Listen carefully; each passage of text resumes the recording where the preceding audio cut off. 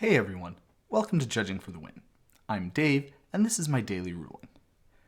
Amy controls tomorrow Azami's familiar, and she activates the ability of Kwain, Itinerant Meddler.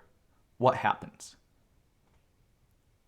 Alright, so if you looked at the rating in the thumbnail and were surprised, well, so was I. When I wrote this question, I was just looking for a nice, cute, on-theme one.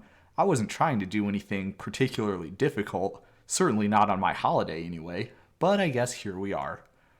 I encountered several twists and turns while I was doing the research for this one, and I'd like to take you along on the emotional roller coaster that was writing the script for this episode. The first thing that we need to know when looking at this question is that Amy did not in fact draw a card here.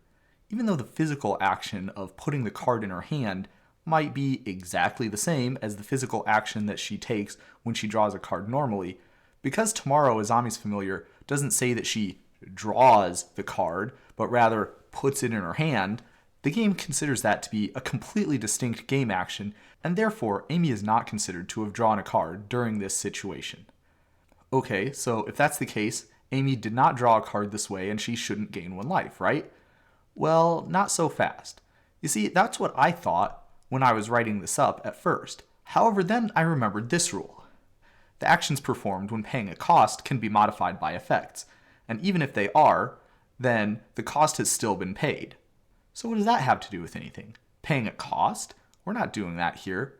Well, take a look at this rule here. It says that some abilities have a certain template. A player may do something, and if that player does, effect.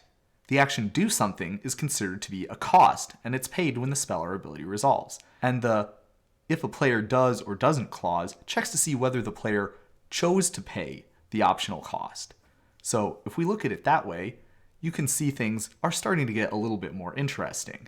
Unfortunately, there's a bit of a problem here. Did you spot it? It's subtle, so look closely. Notice that the text on Kwain doesn't exactly match the template that you see in the rule below.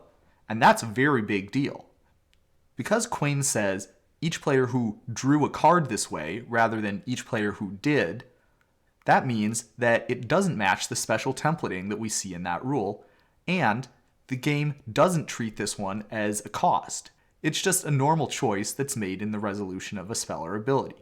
That means that Kwain is not looking for whether a player intended to choose to pay the cost, but rather what actually physically happened in the game, which, as we know from before, does not include Amy drawing a card. Since that's the case, Amy does not gain one life in this situation.